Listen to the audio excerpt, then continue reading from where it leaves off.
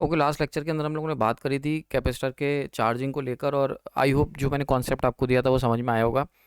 And आज हम लोग ना उसी लेक्चर को आगे बढ़ाएंगे और कुछ इंपॉर्टेंट जो बारीकियां थी उनके ऊपर भी ध्यान देंगे, और साथ ही साथ हम लोग रेजिस्टिव नेचर वाला जो कैपेसिटर सर्किट होता है, मतलब जो प्रैक्टिकल सर्किट्स होते हैं, उनके ऊपर भी बात करेंगे। ठीक है, तो स्टार्ट करते हैं आज का लेक्चर। आज के लेक्चर में जितना आपने कल सीखा उससे कई ज़्यादा पॉइंट आपको आज के लेक्चर में सीखने को मिलेंगे, क्योंकि कल वाला तो मैंने बेस सेट कर दिया। अब उसी बेस का इस्तेमाल करते हुए हम लोग आगे के सारे पूरे कॉन्सेप्ट सीखेंगे। तो कल हम लोगों ने जो पूरा लेक्चर कवर करा था उसमें एक बात समझी थी कि कैपेसिटर के अंदर जो करंट फ्लो करती है, अगर हमारे पास कोई भी सर्किट है जो एक कैपेसिटिव सर्किट है, प्योरली कैपेसिटिव सर्किट है, मतलब आइडियल, तो वहाँ पर जो भी करंट फ्लो करेगी वो मेनली जो होती है वो चार्जिंग करंट होती है। ठीक है, यानी कि उस करंट के फ्लो करने का जो अल्टीमेट कारण है वो ये है कि उसे, जो तुम कैपेसिटर मार्केट से खरीद के लाए हो, उसकी प्लेट्स को उसी सेम पोटेंशियल पे पहुंचाना है जिस पोटेंशियल पर सप्लाई वोल्टेज है। ठीक है, क्लियर हो गया यहाँ पर। तो यहाँ से हमने एक बात समझी कि जिस समय हमारा कैपेसिटर जो है वो फुली डिस्चार्ज होगा, फुली डिस्चार्ज मतलब उसके ऊपर कोई चार्ज नहीं है और सप्लाई वोल्टेज हमने अप्लाई कर रखा है VS, तो ऐसी कंडीशन में सबसे ज़्यादा करंट फ्लो करेगी, यानी कि जिस समय VC की वैल्यू 0, उस समय IC की वैल्यू मैक्सिमम। ठीक है, ये बात समझ में आ गई थी, है ना। और जब हमारा कैपेसिटर पूरा चार्ज हो जाएगा, VC अपने मैक्सिमम पे पहुंच जाएगा, that is equal to the V supply maximum, उस समय जो चार्जिंग करंट होगा वो 0 हो जाएगा। क्यों? क्योंकि सप्लाई वोल्टेज और कैपेसिटर दोनों की दोनों का वोल्टेज सेम हो गया। अगर वोल्टेज सेम हो गया तो कोई चार्जिंग करंट क्यों फ्लो करेगी, है ना। तो ये चीज़ हम लोगों ने लास्ट लेक्चर में देखी थी कि जब भी ऐसा होगा तो ये कंडीशन मैनेज होंगी। यानी कि अगर मैं केवल कैपेसिटर के अक्रॉस वोल्टेज देखूं, तो कैपेसिटर के अक्रॉस जिस समय वोल्टेज 0, जैसे ये साइन वेव अगर हम बनाएं, तो अगर हमारा जो कैपेसिटर है उसका वोल्टेज जिस समय 0, उस समय करंट की वैल्यू मैक्सिमम फ्लो करेगी, चार्जिंग करंट, बिकॉज सप्लाई के कंपैरिजन में यहाँ पर आप मतलब बिल्कुल एक तरीके का short circuit, it will act as a short circuit. तो यहाँ पर मैक्सिमम करंट फ्लो करेगी कैपेसिटर को चार्ज करने के लिए। और जब कैपेसिटर हमारा पूरा चार्ज हो जाएगा as per the supply voltage peak value, यहाँ पर चार्जिंग करंट बिल्कुल रुक जाएगी, तो यहाँ पर करंट की वैल्यू हो जाएगी 0। और यहाँ पर करंट की वैल्यू, चार्जिंग करंट जो फ्लो रहा है वो 0 होने का मतलब क्या हुआ, अगर हम यहाँ से देखें तो अगर हम इसी साइकिल को आगे बढ़ा लें तो भाई ये हो गई हमारी cycle, that is your I and that is your VC, IC VC। समझ में आ रहा है, voltage across capacitor and current across capacitor.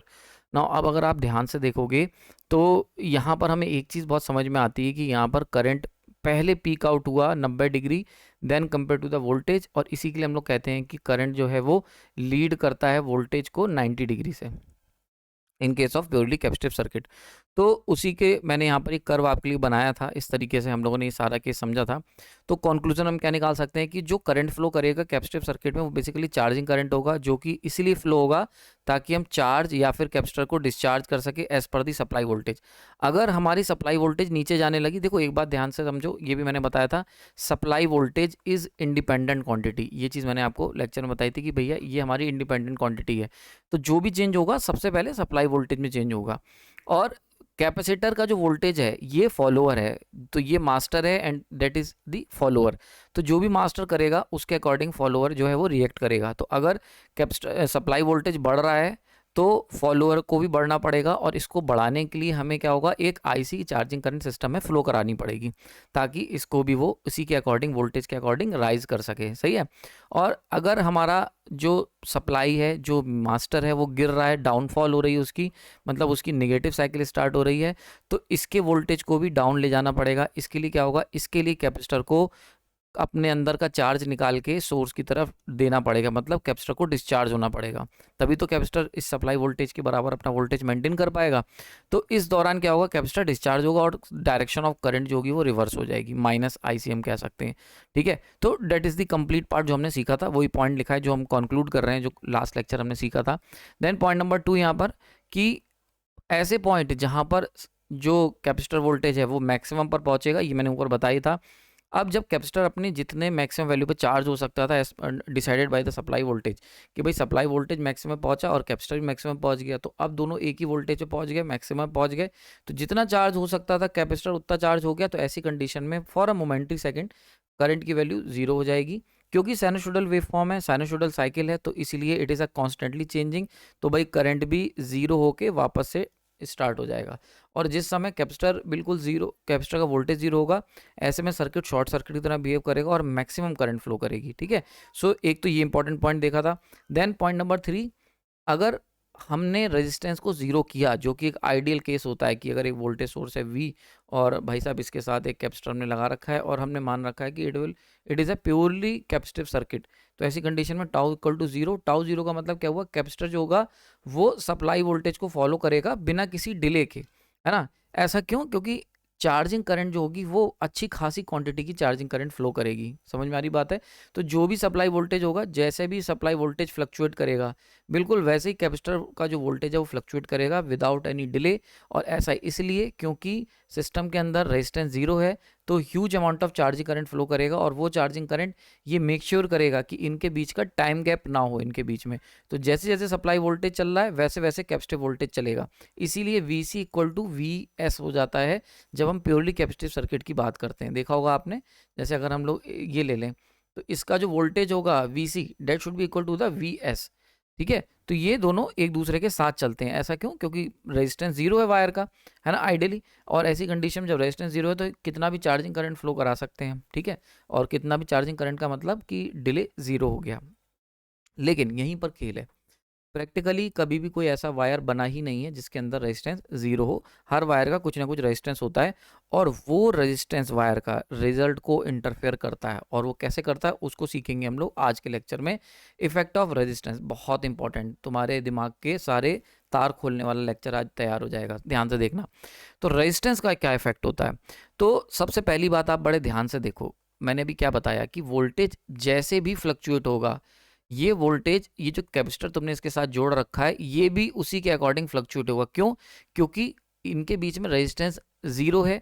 तो ऐसे केस में अच्छा खासा चार्जिंग करंट जो है वो फ्लो करेगा, मतलब अच्छा खासा चार्जिंग करंट फ्लो कर सकता है।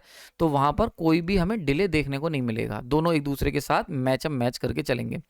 लेकिन अगर हम यहाँ पर रेजिस्टेंस को इंसर्ट कर दें, तो रेजिस्टेंस को इंसर्ट करने से सबसे बड़ा जो खेल होगा वो होगा चार्जिंग करंट की कमी होना। ठीक है, पहले केस में जब प्योरली कैपेसिटिव सर्किट था तो huge amount of charging current flow कर सकता है। तो ऐसे में क्या होगा, सप्लाई वोल्टेज जैसे जैसे फ्लक्चुएट हो रहा था वैसे वैसे कैपेसिटर का वोल्टेज उसी क्षण में विदाउट एनी डिले फ्लक्चुएट हो जा रहा था। लेकिन अगर हम रेजिस्टेंस इंसर्ट करेंगे, तो हम सब लोग जानते हैं सिस्टम के अंदर अगर रेजिस्टेंस हो गया तो यहाँ पर जो करंट होगा चार्जिंग करंट, वो इक्वल टू सप्लाई वोल्टेज कितना है माइनस उस इंस्टेंट पर कैपेसिटिव वोल्टेज कितना है डिवाइड बाई रेजिस्टेंस आ गया पिक्चर में। पहले ये जीरो था तो ये अच्छी खासी ह्यूज क्वांटिटी का चार्जिंग करंट फ्लो कर सकता था।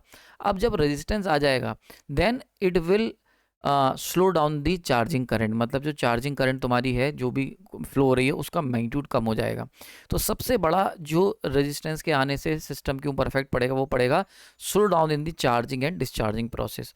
तो सबसे बड़ा अंतर आएगा, क्योंकि रेजिस्टेंस का काम क्या है, रेजिस्टेंस करंट को फ्लो ही नहीं होने देगा स्मूथली, यही तो मतलब है। बहुत ध्यान से देखना, बहुत मज़ेदार कॉन्सेप्ट तुम्हारे बड़े डीप के अंदर क्लियर होंगे, बहुत डीप कॉन्सेप्ट क्लियर हो जाएंगे आपके बेसिक इलेक्ट्रिकल के भी। ध्यान से समझो, कोई बैटरी है, अब इस बैटरी को अगर हम शॉर्ट कर दें तो ये बैटरी बहुत जल्दी डिस्चार्ज होगी, क्योंकि huge amount of current flow करेगा ताकि ये जो पॉजिटिव टर्मिनल और ये नेगेटिव टर्मिनल है इनके चार्जेस एक दूसरे को कैंसिल आउट कर सकें। तभी आपने देखा होगा स्पार्किंग हो जाती है, huge amount of charge flow करता है। लेकिन अगर इसी बैटरी को हम लोग एक रेजिस्टेंस के थ्रू कनेक्ट करें तो ऐसे केस में क्या होगा, धीरे धीरे बैटरी डिस्चार्ज होगी, धीरे धीरे करंट फ्लो करेगा। ठीक है, क्यों धीरे धीरे, बिकॉज ये रेजिस्टेंस क्या करेगा, ये करंट का अपोज करेगा। तो करंट जो पहले शॉर्ट सर्किट करने पर सारी करंट निकल आ रही थी वो अब बहुत ही कम निकलेगी। जब करंट कम निकलेगी तो धीरे धीरे डिस्चार्ज होगा। यहीं पर कॉन्सेप्ट आता है टाउ का, that is the time constant, इसीलिए हम इसको लिखते हैं RC। कैपेसिटर की बात करें अगर, तो टाउ कांस्टेंट क्या है, it will decide the charging and the discharging time of the capacitor. तो इसका बहुत सिंपल सा है, देखो ये तो हो गया मैथमेटिकल बात। मैं बहुत ज़्यादा मैथ में विश्वास कम रखता हूँ, मतलब मैथ को मैं एज अ प्रूफ लेके चलता हूँ, एक बैकअप लेके चलता हूँ, बट मेन है फिजिक्स, मेन है साइंस, मेन है नेचर। तो बहुत सिंपल सा कॉन्सेप्ट है, सिंपल सा नेचर। ये जो फॉर्मूला क्या कह रहा है कि अगर आप सिस्टम का रेजिस्टेंस बढ़ा देंगे तो जो करंट चार्जिंग में और डिस्चार्जिंग में जो टाइम लगेगा it will be large compare to the R equal to 0 case. समझ में आ रही बात है? तो टाउ कांस्टेंट, टाउ क्या कहता है? Time constant. टाइम कांस्टेंट मतलब चार्जिंग और डिस्चार्जिंग में टाइम लगेगा, वो कौन डिसाइड कर रहा है? कैपेसिटर अगर कांस्टेंट है तो रेजिस्टेंस डिसाइड कर रहा है, और होना भी चाहिए। यहाँ पर इसका क्या मतलब हुआ कि अगर पहले अगर हमारे पास कैपेसिटर है और इसको हमने किसी लोड के अक्रॉस लगा दिया, तो पूरा का पूरा करंट इस तरीके से फ्लो करेगा, ठीक है, और बहुत तेज फ्लो कर सकता है। लेकिन अगर हम इसके अंदर एक रेजिस्टेंस ऐड कर दें, तो रेजिस्टेंस के होने से क्या होगा, ये जो कैपेसिटर के अंदर से जो करंट फ्लो कर रहा था, आईसी डिस्चार्जिंग करंट, वो अब धीरे धीरे फ्लो करेगा, उसका मैग्नीट्यूड कम हो जाएगा बिकॉज ऑफ दिस रेजिस्टेंस। अगर मैग्नीट्यूड कम होगा तो धीरे धीरे डिस्चार्ज होगा, धीरे धीरे डिस्चार्ज होगा, तो it will take large time to charge and discharge the capacitor. बस यही सारा खेल है। समझ में आ रही बात है? क्लियर हो गया होगा? तो सबसे बड़ा खेल जो रेजिस्टेंस ने आने के कारण बाद किया, वो था चार्जिंग और डिस्चार्जिंग प्रोसेस को स्लो डाउन कर दिया, ठीक है, यानी कि अब टाइम लगेगा। दूसरा इससे क्या हुआ, दूसरा रेजिस्टेंस के आने की वजह से जब चार्जिंग टाइम ही स्लो डाउन हो गया, तो जो पीक पहले जिस हिसाब से सोर्स वोल्टेज फ्लक्चुएट होता था, उसी हिसाब से कैपेसिटिव वोल्टेज फ्लक्चुएट होता था। लेकिन इस काम को करवाने के लिए huge amount of charging current लगता था, लेकिन अब तो चार्जिंग करंट कम हो गया बिकॉज ऑफ द रेजिस्टेंस। तो अब ये जो फ्लक्चुएशन है, there will be a delay, यानी कि अगर सोर्स वोल्टेज इतनी तेजी से फ्लक्चुएट हो रहा है, तो कैपेसिटर वोल्टेज को इसी के अकॉर्डिंग फ्लक्चुएट होने में टाइम लगेगा। समझ में आ रही बात है? क्लियर हो गया? There will be a some delay. और ये क्यों हो रहा है? क्योंकि रेजिस्टेंस के आने की वजह से अब large amount of charging current flow नहीं कर सकता सिस्टम के अंदर, एंड इसी की वजह से जो है सबसे बड़ा एक और फैक्टर पिक्चर के अंदर आता है, जो है पॉइंट नंबर 1। हालांकि पॉइंट नंबर 2 होना चाहिए था, पॉइंट नंबर 1 यही है, इसलिए मैंने पहले आपको इसको कवर करा। तो पॉइंट नंबर 1 ये वाला होना चाहिए था। 2 वाला यानी कि इसकी बात करें अगर, तो रेजिस्टेंस होने की वजह से अब जो मैग्नीट्यूड का वोल्टेज का जो डिस्ट्रीब्यूशन है, वो पहले की तरह नहीं रहेगा। इसको मैं आपको ग्राफ से समझाऊंगा और वो बिल्कुल माइंड खोल के रख देगा आपका। अभी पहले कॉन्सेप्ट समझते हैं भाई। अगर हम बात करें वोल्टेज डिवीज़न की, तो पहले सप्लाई वोल्टेज के सामने केवल एक कैपेसिटर था, तो पूरा का पूरा वोल्टेज कैपेसिटर के अक्रॉस आ जाता था। लेकिन अगर हम सिस्टम के अंदर रेजिस्टेंस भी लगा देंगे, तो अब as per the voltage division rule यहाँ पर वोल्टेज वी आर और यहाँ पर वोल्टेज वी सी, यानी कि वोल्टेज का डिवीजन हो गया। समझ में आ रही? तो जो पहले वोल्टेज हमें पूरा मिलता था, वो अब पूरा नहीं मिलेगा। Supply voltage across the capacitor, there will be a division because of this resistance. समझ में आ रही है? तो कुछ वोल्टेज रेजिस्टेंस के अक्रॉस भी ड्रॉप होगा। तो सप्लाई वोल्टेज का जो मैक्सिमम पीक है, वो और कैपेसिटर की मैक्सिमम पीक ये बराबर नहीं हो सकती। क्यों? क्योंकि अब कुछ वोल्टेज रजिस्टर भी खाएगा, तो there will be a drop in the voltage. तो जो वोल्टेज सप्लाई से चला, कुछ यहाँ गिर गया, बचा हुआ इस कैपेसिटर को मिलेगा। तो जब बचा हुआ मिलेगा, तो कभी भी दोनों की पीक वैल्यू सेम नहीं होंगी। इसी की वजह से जो वोल्टेज अक्रॉस कैपेसिटर होगा, उसकी पीक वैल्यू और वोल्टेज अक्रॉस सप्लाई वोल्टेज की पीक वैल्यू कभी भी बराबर नहीं होंगी in case of RC circuit. अभी मैं इसको वेवफॉर्म से बनाऊंगा, वहां मजा आएगा। ठीक है, समझ में आ रही बात है? ओके, तो यहाँ पर हमने क्या देखा, टाउ इक्वल टू आरसी वाला पॉइंट मैंने कवर भी कर दिया। रेजिस्टेंस इंक्रीज करने से चार्जिंग और डिस्चार्जिंग टाइम भी इंक्रीज करेगा, और बिल्कुल सही बात है। तो अब क्या होगा, रेजिस्टेंस के इंसर्ट करने से कैपेसिटर जो होगा, वो चार्ज और डिस्चार्ज सिंक्रोनिज्म में नहीं हो पाएगा सप्लाई वोल्टेज के साथ, बट विद अ लैग के साथ होगा। बहुत इंपॉर्टेंट कॉन्सेप्ट, किसी बुक में आपको जल्दी ये नहीं मिलेगा, खासकर लोकल बुक्स में। ध्यान से समझो हो क्या रहा है। पहले क्या था, जब इसको मैं बैक टू बैक लेके चल रहा हूँ, दोनों कंपेयर करते हुए, जब हमारे पास प्योरली कैपेसिटिव सर्किट था, तो यहाँ पर जो भी, यहाँ पे मान लो 7 वोल्ट आया, तो तुरंत ही यहाँ पर 7 वोल्ट आ जाएगा, और ऐसा करने के लिए अच्छी खासी क्वांटिटी की चार्जिंग करंट फ्लो कर जाती थी, और दोनों सेम पोटेंशियल पे आ जाते थे। बट अब क्या हो रहा है, और एट द इंस्टेंट हो जाते थे, एकदम आ जाते थे, है ना, एकदम फ्रैक्शन ऑफ सेकंड में ये काम हो जाता था। क्योंकि रेजिस्टेंस जीरो था, तो tau equal to zero. Tau zero का मतलब फ्रैक्शन ऑफ सेकंड, मतलब negligible time period. Ideally zero time period में दोनों वोल्टेज एक दूसरे के बराबर हो जाएंगे। बट प्रैक्टिकली जब हम एक रेजिस्टेंस इंसर्ट करते हैं, यहाँ पर मैंने 7 करा, तो यहाँ पर 7 करने से इस कैपेसिटर के अक्रॉस, ये कैपेसिटर तो 0 वोल्ट पर है, तो यहाँ पर क्या होगा, चार्जिंग करंट फ्लो करेगी ताकि वो कैपेसिटर को चार्ज कर सके up to this particular voltage. लेकिन ये जो करंट फ्लो करेगी, ये रेजिस्टेंस के होने की वजह से बहुत ही स्मॉल अमाउंट की फ्लो करेगी। समझ में आ रही है? और चार्जिंग करंट स्मॉल होने की वजह से क्या होगा, it will take certain time to charge the capacitor up to the 7 volt. तो जो काम यहाँ पर 0 सेकेंड में हो रहा था, अब यहाँ पर इट टेक्स सर्टेन इंटरवल। तो इसकी वजह से क्या होगा, डिले आ गया। समझ में आ रही? कॉन्सेप्ट समझ में आया? बहुत सिंपल सा देखो कि हमने जैसे ही यहाँ पर इसको 7 वोल्ट करा, तो ये 7 वोल्ट पहले इंस्टेंटली हो जाता था, क्योंकि कोई रेजिस्टेंस नहीं था, तो huge amount of charging current flow करती थी कि भाई पैसे की कोई दिक्कत ही नहीं है। तूने 7 बोला, भाई ने बोला, तो भाई ने बोला तो भाई ने करने का, तो 7 तुरंत ही हमने पैसे तुम्हें जितने चाहिए लो और पूरे बराबर कर दो। लेकिन अब क्या है, तंगी का समय है, बिकॉज रेजिस्टेंस के होने की वजह से इनकम टैक्स का छापा पड़ा और भाई अब जो है पैसे कम है।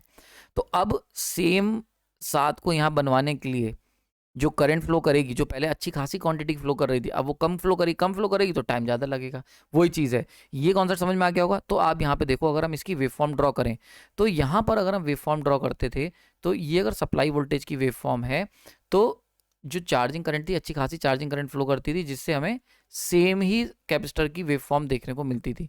यानी कि अगर हमारा जो सप्लाई वोल्टेज है वो अगर ऐसे फ्लक्चुएट हुआ, तो तुम्हारा जो कैपेसिटिव वोल्टेज है वो भी ऐसे ही फ्लक्चुएट हो जाता था उसी इंस्टेंट पे। अब यहाँ पर it take certain time delay. तो अब क्या होगा, बहुत ध्यान से देखो, तो यहाँ पर जो सप्लाई वोल्टेज फ्लक्चुएट हुआ, कैपेसिटर को उसी के अकॉर्डिंग फ्लक्चुएट होने में थोड़ा सा डिले आ जाएगा। समझ में आ रही है? और ये क्यों आया? बिकॉज चार्जिंग करंट आपकी लिमिटेड फ्लो कर रही। तो आप देखो, there will be a certain delay in the capacitor. ठीक है, समझ में आ रही? Charging capacitor. तो अब क्या होगा, जिस इंस्टेंट पर सप्लाई वोल्टेज यहाँ पहुँच गया, कैपेसिटर अभी चार्ज होना स्टार्ट हो रहा है। ठीक है, अब देखो, जिस इंस्टेंट पे सप्लाई वोल्टेज मान के चलते हैं 7 वोल्ट पे पहुँचा, उस इंस्टेंट पर हमारा सप्लाई वोल्टेज अभी 3 वोल्ट पर ही है। तो अब क्या होगा, कैपेसिटर थोड़ी देर से चार्ज होगा। समझ में आ रही? देर से चार्ज होगा तो there will be a delay, और यही जो डिले है वो फेज में डिले आएगा। बिल्कुल सीधी सी बात है ना? अब देखो, ये अपने पीक पर पहुंच गया और कैपेसिटर अभी जो है वो उसकी वैल्यू, मान लें पीक वैल्यू 8 है, ये अभी कितनी 5.5 पे या 6 पे। ठीक है, तो there will be a delay, क्योंकि यहाँ पर क्या है, लगातार चार्जिंग करंट फ्लो हो रही है इस दौरान। ठीक है, इस दौरान चार्जिंग करंट फ्लो हो रही है, बट वो पहले की तरह मोटी वाली करंट नहीं फ्लो हो रही है, बहुत पतली धारा बह रही है करंट की, बिकॉज ऑफ दिस रेजिस्टेंस। तो इसी वजह से कैपेसिटर अब धीरे धीरे चार्ज होगा। समझ में आ रही बात है? क्लियर हो गया? मैं एक आपको विजुलाइज करके दिखाता हूँ। मान के चलते हैं ये है सप्लाई वोल्टेज और ये कैपेसिटर है पुराने केस में। पहले अगर हम इसको 7 वोल्ट देते तो यहाँ पे क्या होता, बहुत सारे चार्जेस निकलते, ताबड़तोड़ करंट फ्लो करती और इसको एकदम से 7 वोल्ट पर ये पहुँच जाता, मतलब बहुत जल्दी, as per the supply voltage, कोई भी डिले नहीं होता। अब क्या होगा, अब जो है अगर हम इसको कनेक्ट करेंगे तो भाई पतली सी धारा करंट की फ्लो करेगी, मतलब स्मॉल अमाउंट ऑफ करंट। आई होगा, समझ में आ गया होगा अब तक जितना मैं समझाना चाह रहा हूँ, क्योंकि यहीं पर सब कुछ है, इसीलिए मैं यहाँ पर इसको बार बार इस कॉन्सेप्ट को थोड़ा सा फोकस कर रहा हूँ। कई लोग कहेंगे रिपीट कर रहा हूँ, बट हाँ यार, बहुत कॉम्प्लेक्स कॉन्सेप्ट है, और अगर इतना सिंपल होता तो इसमें वीडियो ही नहीं बना रहा होता। It is a complex concept यार, मेरे को इतना टाइम लग गया, तो आप लोगों को सिंप्लीफाई करने के लिए थोड़ा सा समय मैं लूँगा, बिकॉज बहुत सारे कमज़ोर बच्चे भी हैं जिन्हें हमें लेके चलना है साथ में। ठीक है, क्लियर हो गया? यहाँ पर समझ में आ गई होगी बात ये। अब देखो, सारा खेल यहाँ पर आता है। अब जो मज़ेदार खेल है वो देखो यहाँ पर, कि जो ये हमने डिले करा, जो डिले आया है बेसिकली, वो डिले का असर कहाँ मिलेगा? वो डिले का असर ये होगा कि भाई इस साइकिल को बहुत ध्यान से देखना, ये जो बनाने जा रहा हूँ मैं। ठीक है, तो अब देखते हैं यहाँ पे, बहुत ध्यान से देखना कि एक एक करके स्टेप देखते हैं। तो अब क्या हुआ, जब हमने कैपेसिटर रेजिस्टेंस के साथ कैपेसिटर को चार्ज करना शुरू करा, तो हमारा जो सप्लाई वोल्टेज था वो धीरे धीरे ऊपर की तरफ बढ़ना स्टार्ट हुआ। भाई इस तरीके से बढ़ना शुरू हुआ, है ना?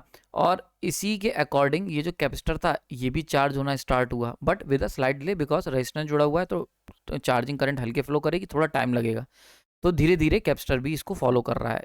ये यहाँ पहुँचा, कैपेसिटर वोल्टेज यहाँ पहुँचा, देन ये हो गई पीक वैल्यू, यानी कि सप्लाई वोल्टेज अपनी पीक पर पहुंच गया है। पर अगर हम इस इंस्टेंट पे देखें, इस इंस्टेंट पर अगर हम ध्यान से देखें, तो कैपेसिटर अभी यहीं तक चार्ज हो पाया है, इस पॉइंट तक। ठीक है, अब बहुत ध्यान से समझो, इसके बाद जो सप्लाई वोल्टेज था वो नीचे आने लग गया। ठीक है, सप्लाई वोल्टेज तुम्हारा डाउन ग्रेड में आने लग गया, मतलब 8 वोल्ट पहुंच के अब वो वापस से 7, 6, 5, 4, 3 निगेटिव साइकिल, मतलब अपनी डाउन साइकिल में आ गया। अब ऐसी कंडीशन में क्या होगा, ये एक पॉइंट आएगा, मान लेते हैं जिस समय हमारा पीक वैल्यू 8 थी और ये थी हमारी 6।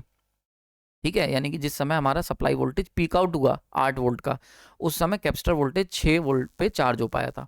देन आगे चलते हैं, अब यहाँ से 8 के बाद हम लोग पहुँचे यहाँ पे 7.5 पर, और कैपेसिटर चार्ज हो रहा है अभी भी, क्योंकि अभी भी सप्लाई वोल्टेज ज़्यादा है compare to the capacitive voltage, तो ये होगा 6.5 पर। Then there comes a very important point, यहाँ पर अगर आप ध्यान से देखोगे तो सप्लाई वोल्टेज की वैल्यू 7 वोल्ट और कैपेसिटर के बीच जो चार्ज हुआ है वो भी 7 वोल्ट, यानी कि कैपेसिटर वोल्टेज और सप्लाई वोल्टेज दोनों बराबर हो गए। कैपेसिटर भी 7 वोल्ट पर और सप्लाई वोल्टेज भी 7 वोल्ट पर। जिस इंस्टेंट पर ये दोनों वोल्टेज बराबर हो गए, है ना, उस इंस्टेंट पर चार्जिंग करंट फ्लो करेगी? बिल्कुल नहीं फ्लो करेगी। समझ में आ रही बात है? यानी कि ये वो पर्टिकुलर इंस्टेंट है जिस पर चार्जिंग करंट फ्लो होना बंद हो जाएगी, और इस इंस्टेंट पर आईसी की वैल्यू कितनी होगी? 0 हो जाएगी। बिकॉज चार्जिंग करंट क्यों फ्लो करेगी? चार्जिंग करंट को फ्लो होने के लिए एक पोटेंशियल डिफरेंस की ज़रूरत है। लेकिन इस इंस्टेंट की अगर हम बात करते हैं जिस इंस्टेंट पर सप्लाई वोल्टेज गिरने लगा और कैपेसिटर चार्ज होकर पहुंच गया, ये वो पॉइंट है जहां पर capacitor voltage equal to supply voltage, है ना, इस इंस्टेंट पे जाके कैपेसिटर चार्ज होना बंद हो जाएगा। So that is the peak point, क्योंकि इसके बाद तो आगे वोल्टेज गिरता ही जाएगा। समझ में आ रही बात है? अब यहां पर आके तुम्हारी चार्जिंग करंट हो जाएगी 0, है ना। इससे पहले तक चार्जिंग करंट फ्लो कर रही थी। तो अगर हम, जैसा अभी तक हमने सीखा था कि जिस समय कैपेसिटर 0 वोल्ट पर होगा वही सबसे ज़्यादा एक कह सकते हो शॉर्ट सर्किट पीरियड होता है, तो huge amount of charging current flow करेगी। तो ये है वो वोल्टेज कैपेसिटर का 0, यानी कि इस इंस्टेंट पे मान के चलते हैं मैक्सिमम चार्जिंग करंट फ्लो करेगी, बना लेते हैं। So that is the point जहां पर आईसी की वैल्यू मैक्सिमम होगी, क्योंकि इस इंस्टेंट पर कैपेसिटर 0 पर है। तो it will act as a short circuit, तो huge amount of charging current will flow, and then धीरे धीरे धीरे धीरे क्या होगा, यहाँ पर ये डाउन में जाएगी क्योंकि कैपेसिटर चार्ज हो रहा है। जैसे जैसे कैपेसिटर चार्ज होता जाएगा वैसे वैसे करंट डाउन होती चली जाएगी। वो इंस्टेंट जिस पर कैपेसिटर वोल्टेज और सप्लाई वोल्टेज दोनों बराबर होंगे, इस इंस्टेंट पे करंट हो जाएगी आपकी बिल्कुल 0। सही है। एंड देन अब क्या होगा, अब देखो जो सप्लाई वोल्टेज है वो 7 से और नीचे आएगा, वो आ गया अब 6 पर, और तुम्हारा कैपेसिटर है 7 वोल्ट पर, कैपेसिटर 7 वोल्ट पर और सप्लाई वोल्टेज आ गया 6 वोल्ट पर। अब कैपेसिटर जो है वो डिस्चार्ज होना शुरू करेगा बाय दिस सोर्स, ठीक है, वो डिस्चार्ज होके सोर्स की बराबरी करने की कोशिश करेगा। तो ऐसे में क्या होगा, डायरेक्शन ऑफ करंट निगेटिव हो गई। बिल्कुल सही जा रहे हैं हम लोग, बिल्कुल सही जा रहे हैं एज पर द थ्योरी जो हमने अभी ऊपर सीखी थी। तो अब क्या होगा, यहाँ पर जैसे जैसे सप्लाई वोल्टेज नीचे आएगा वैसे वैसे कैपेसिटिव वोल्टेज भी नीचे आएगा, but there is a delay. जैसे मैंने आपको बताया था पहले ही काम इंस्टेंटेनियसली हो रहा था, मतलब पुराने केस में जैसे जैसे सप्लाई वोल्टेज नीचे आ रहा था वैसे वैसे कैपेसिटिव वोल्टेज भी नीचे आ रहा था, V C equal to V S, क्योंकि लार्ज करंट फ्लो कर सकती थी विदाउट एनी डिले। बट यहाँ पर because of tau constant, time constant tau, there will be a delay in the discharging of the capacitor. तो ऐसे case में क्या होगा, कैपेसिटर का जो वोल्टेज है वो धीरे धीरे नीचे आएगा compare to the supply voltage. Supply voltage बहुत तेजी से नीचे आएगा, इसी को फॉलो करते हुए कैपेसिटर वोल्टेज भी नीचे आएगा। और क्योंकि इस पूरी साइकिल में कैपेसिटर डिस्चार्ज हो रहा है तो करंट की डायरेक्शन क्या होगी, निगेटिव होगी। ठीक है, ये अब देखो यहाँ पर देखो कैपेसिटर डिस्चार्ज हो रहा है, डिस्चार्जिंग ऑफ कैपेसिटर क्यों हो रहा है, क्योंकि सप्लाई वोल्टेज नीचे जाता जा रहा है, तो उसको कैपेसिटर अपने आप को डिस्चार्ज करके अपने वोल्टेज को इस सप्लाई वोल्टेज के बराबर मैच कराने की कोशिश करेगा, है ना। तो करंट भाई गिरती जाएगी वोल्टेज, ये वाला जो पॉइंट है that is the complete discharge of capacitor, यानी कि इस समय वी सी इक्वल टू 0, इसका मतलब कैपेसिटर कंप्लीटली डिस्चार्ज हो गया है। अब जिस इंस्टेंट पर कैपेसिटर कंप्लीट डिस्चार्ज हो जाएगा, सप्लाई वोल्टेज देख रहे हो अच्छी खासी वैल्यू पर है, huge amount of capacitor charging current will flow, तो यहाँ पर हो गई peak out, that is the minus I C max, यानी कि निगेटिव साइकिल में करंट की वो मैक्सिमम वैल्यू, बिकॉज ये वोल्टेज कितना हो गया 0 volt, it will act as a short circuit for, मतलब ये केवल कैपेसिटर जो होगा वो बिल्कुल मिनिमम वोल्ट पे आ गया, तो सबसे मैक्सिमम करंट इसी पॉइंट पर फ्लो करेगा। तो अब क्या होगा, रिवर्स डायरेक्शन में कैपेसिटर चार्ज होना स्टार्ट होगा, तो अब करंट रिवर्स डायरेक्शन में फ्लो होना शुरू होगी। समझ में आ रहा है, कैपेसिटर को रिवर्स डायरेक्शन में चार्ज करेगी, देखो निगेटिव डायरेक्शन में, और ये इसी तरीके से यहाँ पर होगा। सही है, तो ये हो गई charging and discharging of capacitor. तो ड्यू टू आर रेजिस्टेंस के होने की वजह से चार्जिंग करंट जो होगी वो उसकी वैल्यू क्या होगी, कम हो जाएगी। चार्जिंग करंट होने से कम होने से क्या होगा, capacitor takes extra time to charge and reach its peak value. I hope आपको समझ में आ रहा है। तो इसीलिए कैपेसिटर को एक्स्ट्रा टाइम लगेगा चार्ज होने के लिए, पीक वैल्यू पहुंचने के लिए। तो ये मैंने आपके लिए करंट की वैल्यू बना रखी है। तो अगर हम बहुत ध्यान से देखें तो जिस समय कैपेसिटर की value 0, V C equal to 0, current की वैल्यू मैक्सिमम, बिकॉज मैंने आपको क्या बताया, किसी भी सर्किट में अगर हमारा कोई भी सर्किट है जिसके अंदर कैपेसिटर लगा हुआ है, तो अल्टीमेट जो करंट फ्लो करेगी सिस्टम के अंदर वो चार्जिंग करंट फ्लो करेगी, यानी उस करंट का एक ही मकसद होगा कि सप्लाई वोल्टेज और वीसी को मिला देना। सही है, तो जिस समय वीसी की वैल्यू 0 उस समय सबसे ज़्यादा करंट फ्लो करेगी, बिकॉज केवल सप्लाई वोल्टेज ही पोटेंशियल अप्लाइड है, तो इस समय आई मैक्सिमम। और जिस समय कैपेसिटर और सप्लाई वोल्टेज बराबर हो जाएंगे दोनों, ठीक है, जिस पॉइंट पर, उस पॉइंट पर आई सी इक्वल टू 0 हो जाएगी, तो भाई इस पॉइंट पर आई सी 0 हो गई, आई सी इक्वल टू 0, है ना। देन यहाँ से सप्लाई वोल्टेज नीचे गिरेगा और कैपेसिटर वोल्टेज जो होगा वो धीरे धीरे डिस्चार्ज होगा। तो अब क्या हुआ, कैपेसिटर डिस्चार्ज हो रहा है, तो डिस्चार्ज मतलब करंट की डायरेक्शन नेगेटिव होनी चाहिए। चार्जिंग करंट के कंपैरिजन में discharging current will be in the negative direction. तो आप देख लो डायरेक्शन ऑफ करंट रिवर्स हो गई। तो ये इस तरीके से करंट जो होगा फ्लो करेगा, हम देख सकते हैं। और एक यहाँ से बहुत इंपॉर्टेंट रूल हमें देखने को मिलता है कि कोई भी सर्किट हो, चाहे वो कैपेसिटिव सर्किट हो, प्योरली कैपेसिटिव सर्किट हो, या फिर रेजिस्टिव ये वाला आरसी सर्किट हो, जो सर्किट के अंदर करंट फ्लो करेगी आईसी, वो ultimately charging current, charging slash discharging current होगी। यानी कि उसका एक ही मकसद होगा, सप्लाई वोल्टेज और कैपेसिटिव वोल्टेज को मिला देना। ऐसा मैं क्यों कह रहा हूँ, क्योंकि आप देख सकते हो ये यहाँ पर मैंने इस चीज़ को आपको करके दिखाया। दूसरी एक इंपॉर्टेंट बात, अगर हमारी चार्जिंग करंट हमेशा इसी पर्पस के लिए फ्लो करेगी, तो यहाँ से हम एक बात कह सकते हैं कि VC और I हमेशा 90 डिग्री लैग करेंगे, हमेशा। देखो ध्यान से, यहाँ पर बड़े ध्यान से देखना, VC that is the VC and ये रहा IC that is your IC कह लो इसको, ठीक है। तो ये देख लो हमेशा 90 डिग्री के डिफरेंस पे है भाई। ये यहाँ पर जीरो हुई, इसके 90 डिग्री के बाद ये जीरो हुई। ये यहाँ पर पीक आउट करी, इसके 90 डिग्री पहले यहाँ पर ये आई पीक आउट कर गई थी। So there will be a 90 degree phase difference between current, charging and discharging current and VC, not VS।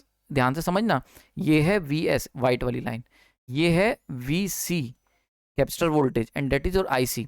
तो मैंने क्या लिखा है, बहुत ध्यान से देखना, कैपेसिटर वोल्टेज और कैपेसिटर और जो फ्लो होने वाली करंट है, ये हमेशा 90 डिग्री लैग करेंगे। तो आज के लिए इतना ही रखते हैं। इसके बारे में और डिटेल कॉन्सेप्ट जो है वो अभी कवर करेंगे। दो बातें जो यहाँ से स्पेशली पता चली होंगी आपको, पहली बात कि हमेशा जो सप्लाई वोल्टेज होता है और कैपेसिटर वोल्टेज होता है, वो दोनों डिफरेंट हो जाते हैं in case of RC circuit, और इनके बीच का जो डिफरेंस है वो इस बात पे डिपेंड करेगा कि डिले कितना है, टाउ कितना है, ठीक है। दूसरी बात, यहाँ पर जो कैपेसिटिव जो चार्ज जो करंट फ्लो करती है, चाहे वो आरसी सर्किट हो या फिर प्योरली कैपेसिटिव सर्किट, उस सर्किट में जो करंट फ्लो करती है उसका अल्टीमेट पर्पस होता है कैपेसिटर वोल्टेज को सप्लाई वोल्टेज के बराबर बनाना। जिस इंस्टेंट पे ऐसा होगा उस इंस्टेंट पर करंट जीरो हो जाएगी, ठीक है। दो बातें। तीसरी बात जो सबसे इंपॉर्टेंट पता चली कि कोई भी सर्किट हो, चाहे वो प्योरली कैपेसिटिव हो या फिर आपका आरसी सर्किट हो, जो करंट फ्लो करेगी वो हमेशा 90 डिग्री लीड करेगी from the capacitive voltage, not the supply voltage, capacitive voltage, ठीक है। आप देख सकते हो मैंने बना के दिखाया। यानी कि किसी भी सर्किट की बात कर लो तुम, चाहे वो आरसी सर्किट हो, कुछ भी हो, चार्जिंग करंट या फ्लो होने वाली करंट आरसी सर्किट में भी कैपेसिटर्स के कैपेसिटर वोल्टेज से 90 डिग्री लीड करेगी। सप्लाई वोल्टेज से वो आगे पीछे हो सकती है, बट कैपेसिटर से वो 90 डिग्री लीड करेगी। अब अगले लेक्चर में हम बात करेंगे कि रजिस्टर की वजह से, जैसे आपने सुना होगा purely circuit, purely capacitive circuit होते हैं, सप्लाई वोल्टेज और जो हमारा करंट होता है इनके बीच का एंगल 90 डिग्री होता है। बिल्कुल सही बात है ना। लेकिन जब हम लोग आरसी सर्किट लेते हैं, तो आरसी सर्किट लेने पर जो थीटा होता है, power factor angle, that should be between 90 to 0 degree, इसके बीच में होता है, नॉट 90 डिग्री। तो ये कैसे होता है, और यहाँ पर जो हम 90 डिग्री की बात कर रहे हैं, ये कैसे, इसकी वजह से कैसे ये डिसाइड करेगा, इस पर्टिकुलर एंगल को कैसे फिट करेंगे हम लोग, इन सब के बारे में। यानी कि जो पावर फैक्टर एंगल होता है, पावर फैक्टर एंगल, इसके ऊपर हम लोग डिटेल में चर्चा करेंगे अगले लेक्चर में, कि कैसे रेजिस्टेंस को बढ़ाने से पावर फैक्टर एंगल जो होगा वो चेंज होगा। समझ में आ रही बात है, वो कैसे कम होता चला जाएगा, और कैसे रेजिस्टेंस बढ़ाने से पावर फैक्टर यूनिटी की तरफ बढ़ने लगता है, ठीक है। इन सब के बारे में बात करेंगे अगली वीडियो में। आई होप आज के जो मैंने आपको इंपॉर्टेंट पॉइंट दिए वो समझ में आए होंगे। तो बहुत सारी नई चीज़ें जो मैंने आपको बताई वो पता चली होंगी। यानी कि रजिस्टर जो है, लोग कहते हैं ना रजिस्टर लैग नहीं करता, रजिस्टर लैग लाता है। किसके बीच में लाता है, सप्लाई वोल्टेज और कैपेसिटिव वोल्टेज के बीच में। यानी कि जो कैपेसिटिव वोल्टेज और सप्लाई वोल्टेज बीच में जो ये लैग देख रहे हो ना, ये क्यों आया है, ये बिकॉज ऑफ दिस रजिस्टर। अगर रजिस्टर नहीं होता तो हमें दोनों एक ही साथ देखने को मिलते। तो ये जो डिले आया है ये क्यों आया, बिकॉज ऑफ दिस रजिस्टर। और ऐसा क्यों, क्योंकि रजिस्टर ने करंट को कंट्रोल कर लिया, जो चार्जिंग करंट थी उसके मैग्नीट्यूड को डाउन करके it will increase the charging and discharging time, और वहीं पर डिले आ गया। समझ में आ रही बात है, क्लियर हो गया। सो इसको हम और डिटेल में बात करेंगे अगले लेक्चर में। आई होप आज का लेक्चर आपको समझ में आया होगा, डाइजेस्ट कर पाओगे, और बाकी कैसा लगा जरूर कमेंट सेक्शन बताना, ठीक है। Thank you.